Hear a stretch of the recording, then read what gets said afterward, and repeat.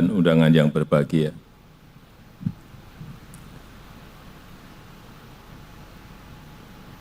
Rencana yang sudah kita putuskan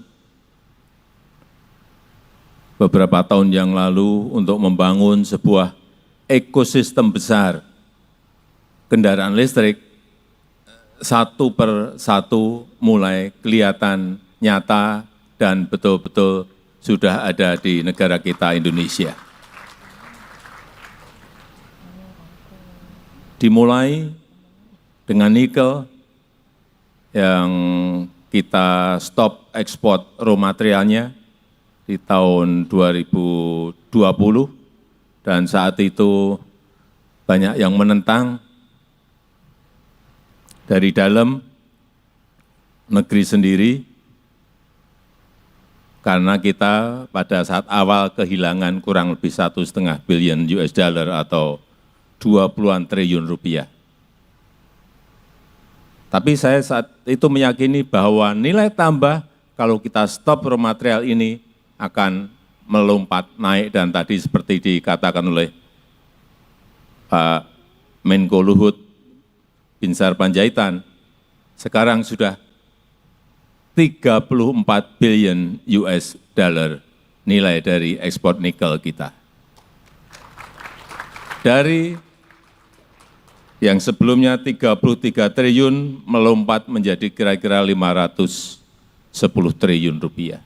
Lompatan yang sangat besar sekali. Meskipun sekali lagi awal-awal banyak yang tidak setuju, pro dan kontra, dan juga yang kedua, kita juga digugat oleh EU, oleh Uni Eropa, dan kita kalah. Tapi saya sampaikan, negara ini adalah negara yang berdaulat.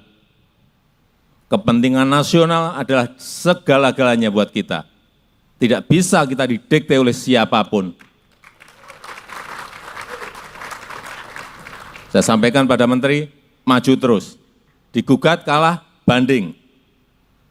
Nanti enggak tahu, kalah lagi, tapi kita sudah punya industri, ekosistem besar dari EV maupun EV baterai.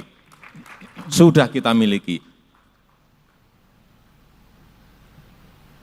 Jadi yang kita impikan sebuah ekosistem besar kendaraan listrik yang kuat dan terintegrasi satu persatu mulai kelihatan.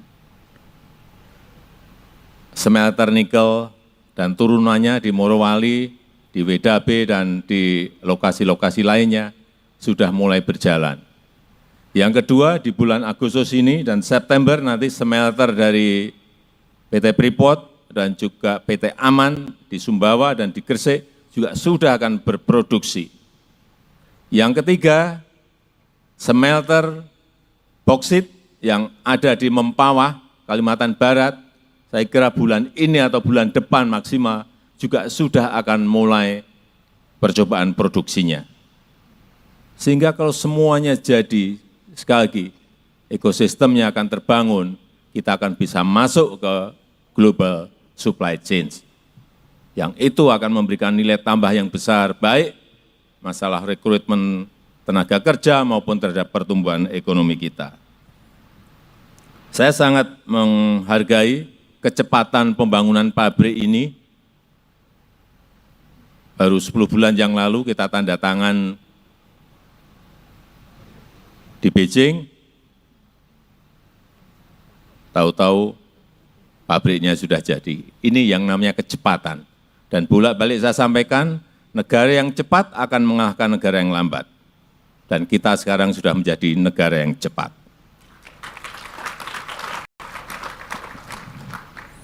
Pabrik bahan anoda baterai ini sebagian memang barangnya kita impor. Yang untuk natural graphite diimpor dari Afrika.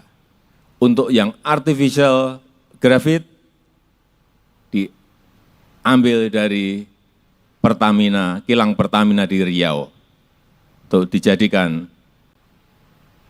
bahan anoda baterai. Dan juga untuk industri baterai litium, memang kita nggak punya litiumnya. Kita juga sudah ngambil litiumnya dari Australia. Tapi untuk kobalt, mangan, nikelnya kita ada di Indonesia. Kalau nanti terintegrasi semuanya dan menjadi barang setengah jadi maupun barang jadi, kita akan menjadi pemasok masuk ke global supply chain. Saya sangat senang bahwa di PT BTR ini sudah bisa memproduksi 80.000 ton material anoda per tahunnya, yang ini kalau dijadikan ke mobil, ini akan menjadi 1,5 juta mobil listrik, sangat besar sekali. Apalagi kalau nanti ditambah dengan 80.000 produksi, 80.000 ton produksi di industri ini. Berarti akan menjadi 3 juta mobil listrik per tahunnya. Sebuah jumlah yang sangat besar, sehingga kita akan menjadi pemasok terbesar, baik EV baterai maupun kendaraan listriknya. Saya rasa itu yang ingin saya sampaikan. Sekali lagi, saya sangat mengapresiasi pembangunan pabrik ini, sehingga rencana besar untuk membangun ekosistem mobil listrik yang terintegrasi dan kuat betul-betul satu persatu akan terrealisasi. Dan dengan mengucap bismillahirrahmanirrahim, pada pagi hari ini saya resmikan pabrik anoda baterai litium PT Indonesia BTR New Energy Material di Kabupaten Kendal, Provinsi Jawa Tengah, Indonesia.